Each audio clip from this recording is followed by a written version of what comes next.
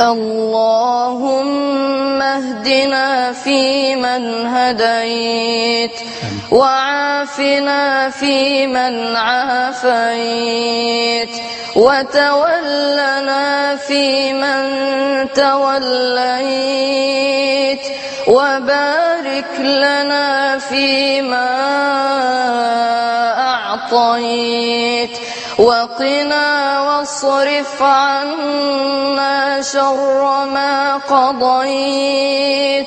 سبحانك تقضي بالحق ولا يقضى عليك، إنه لا يذل من واليت ولا يعز من عاديت.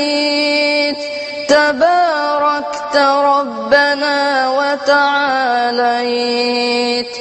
فلك الحمد على ما قضيت، ولك الشكر على ما